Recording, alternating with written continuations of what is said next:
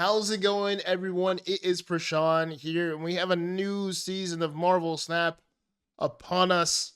This one goes a little prehistoric, so be on the lookout for all of these new cards. We're going to talk about them a little bit. We're going to show you all the spotlights, but before we get into it, make sure you like, subscribe, and comment down below which card you're looking the most forward to this season, because I'm giving out some season passes. I'm gonna give out five season passes. So just make sure you do that. So let's go into these cards. Let's check them out. Let's get hyped. To start off, we have Agamotto. Agamotto is an insane card, which I think will probably bring a whole new archetype into Marvel Snap. He is a 5/10, and he brings some little ancient arcanas into your deck. And we're going to talk about each of them. But yeah, this is a season pass card. Like I always say, the season pass card is where you get most of your value. So if you spend anything on the game, if you spend at all, I would always say buy the season pass card. Most of the time, this card is going to be meta. This is going to be the card that at least gets you to infinite. So let's go into all of the spells. So we have Winds of Watoomb. Winds of Watoomb, on reveal, afflict the enemy card here with -5 power and move it right, which is insane. It is a 2/0. A 2/0. And it afflicts a card with -5. That is broken, in my opinion. And then, like, each card, too, like, when you play these cards, they get banished. So they do not take up board space at all. So on turn 2, you're afflicting -5 power. Of course, this card's going to disappear. You can put another card here next turn, which is broken in my opinion. Like, this is crazy. And I think this is a good card to play right now too in the Sanctum. Like, we're gonna be able to test this out, Agamotto into the Sanctum, which I think is pretty cool. So awesome card. And then next we have Temporal Manipulation. On reveal, give Agamotto +3 power. Put him into your hand if he's not in play. So this is insane too. Like, if Agamotto is not in your hand, you play this on turn 1, Agamotto gets +3 power and he goes into your hand. Like, what is going on here? This is ridiculous. Like, why would you want to play anything else but Agamotto for the rest of your Snap lives? Like, this is crazy. And then next we have Images of the Ainon. Ainon? Is it Ainon? Yeah. On reveal, transform your other cards here into copies of the highest power one, and then banish this. Like, this is ridiculous too. This is broken too. Just imagine playing Zabu on 1, and then you get like Crossbones or you get a Coal Obsidian, and then you play Images of Ainon on 4, and then the rest of the lane turns into either Crossbones or Coal Obsidian. That's insane. Like, on turn 4, you get like 2 of them. Like, that's ridiculous. Or at the end of the game, like, you have a big card, a power card somewhere, you just play Images of Ainon, it just copies that card and you win that lane. That is ridiculous. Like, there's nothing you could do about, like, all these cards are broken. Like, all of them are. I'm not trying to sell this card, but I just think all of these cards are good. And then next we have Bolts of Baltarak. On reveal, next turn, you get +4 energy. So play this on turn 3. Turn 4, you have 8 energy at your disposal, which is insane. This is all these are good. Like, who needs Wiccan when you could do stuff like this? Like, this is awesome. All of these cards are awesome. Agamotto is freaking cracked. I'm telling you this now. Agamotto is going to be cracked. I can't wait to see some cool decks that are going to be made with him. But let's go into the spotlights. Let's check out some of the new variants that are coming in the spotlights too, just in case you don't get the card that you want. So let's go into it. And let's take a look at March 4th through the 11th. We have Isan, Beta Ray Bill, and we have Wiccan. And then Isan here, after each turn, put a card from your hand that didn't start in your deck here. I feel like this is a card that obviously might go into Airsham. You might go and put this with the Agents of Shield. Obviously, sometimes I feel like you want to just ramp this up and try to get this out early as possible. We have another card in the spotlights too that will help you do that with Wiccan. So I feel like this might be a skip week unless you don't have Wiccan. Of course, Wiccan I think is the prize pick of this week.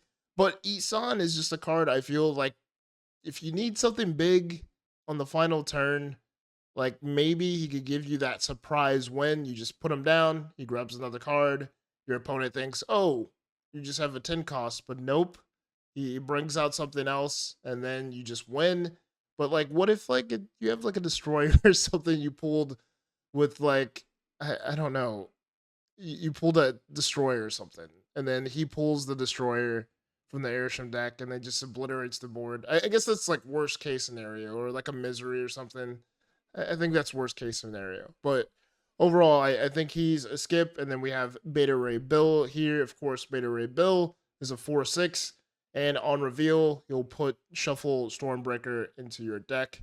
And we do have this James Ryman variant as well, which I think is pretty cool. And then for Isan, we obviously have Alex Horley. And then with Wiccan, we have this Ryan Kennard and Eduardo Mello. This one is interesting to see, right? But Wiccan to on reveal, if you have spent all of your energy on your previous turns, +2 energy. So I feel like Isan and Wiccan will be the perfect pair. I feel like Isan and Airsham will be the perfect pair. So these are the cards dropping that week. And then next here, we have Starbrand, Scar, and Fastos coming out in the spotlights March 11th through the 18th. So let's take a look at Starbrand. Starbrand is a 3/10, which is insane. But of course, it being a 3/10, there has to be a catch, right? So ongoing, your opponent has +3 power at each other location. So when you think about Starbrand, you think about cards like Sauron coming back, cards like Zero coming back. Those cards you have to dust off from the shelf because we haven't seen those in the wild, especially Sauron too, right? Like Sauron is like a prehistoric-ish character, so it's on brand to play this with Starbrand. And yeah, like I don't know, like it seems too good to be true, but like you have to break out your enchantresses, you have to break out the zeros and Saurons. And then we have this Alex Horley variant 2 with Starbrand, which I think is pretty cool. And then next we have Scar here. Of course, Scar goes well with Starbrand. Scar is now a 7/12. Recently changed to 7/12, which is ridiculous, but costs 2 less for each other cards you have that have 10 or more power, which I understand on why they did this, especially since Starbrand is a 3 cost. Like technically, you could probably get a ton of 10 or more power cards out on the board, and your Scar would have been 0 costs regardless. So this helps you complete that mission to get him down to 0. Next, we have Fastos here. Fastos is a 3/3, and he is on reveal. Give each card in your deck either -1 cost or +2 power. So technically, if Scar is in your deck and you have this in your deck, that whole costing 7 doesn't matter almost, like, or it could be a 14, right? But this is an awesome card, and this is a Michael Del Mundo variant too. So if you already have Fastos and you hit Fastos again, you get this variant. So I think this is a pretty on brand week talking about Starbrand, right? Like a pretty on brand week for Starbrand. Yeah, if you are missing any of the cards, I think this is actually a good week. I think anytime you could get a big boy card, go for it. Especially with if you have Zero or Sauron, I think there's gonna be some awesome cooks there.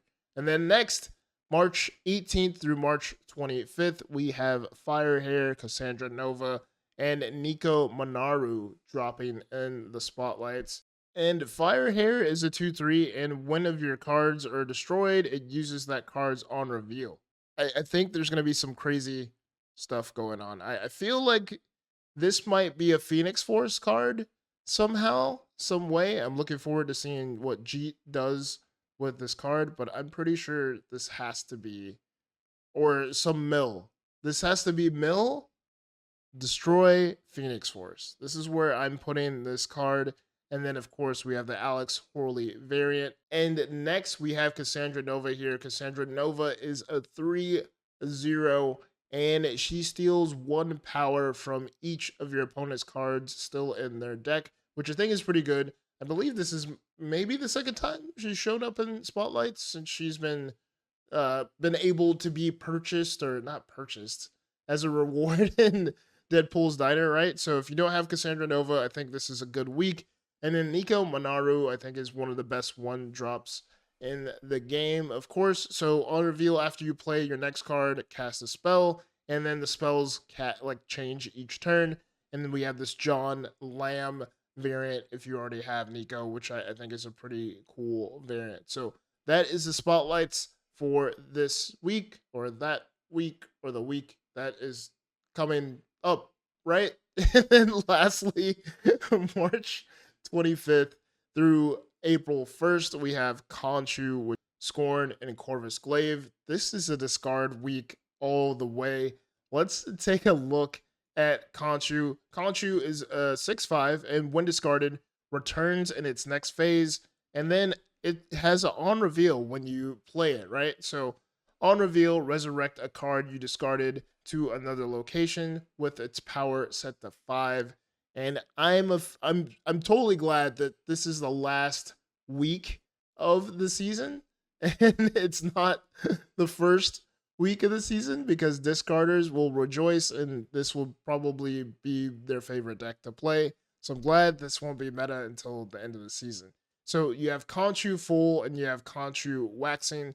Conchu waxing, he's going to be a 6/7. Conchu full is going to be a 6/12, which is ridiculous. And then we also have some other cards, like I mentioned before, that are going to be paired with Conchu. And we have Scorn here. We have this Graphic Studio variant if you already have Scorn. And then, of course, Scorn, whenever you discard Scorn, she returns back into your hand and she gets +2 power. And she also gives another card on the board +2 power, which is insane. And then we also have Corvus Glaive. We have this AJ Nazario variant. He's a 3/5, and on reveal, you discard 2 cards from your hand and you get +2 energy. So yeah, a very heavy discard week. If you love discard, of course, you're going to go and spend all of your keys that week. So that is it for the season. A bunch of new cards, and I'm pretty excited. I can't wait. And remember, comment down below which card you're looking forward to the most this season. That way you have a chance at a season pass. And I will announce the winners on my community page. So make sure you're looking at the community page because I'll post them there. Till next time, be safe, keep on snapping, and peace.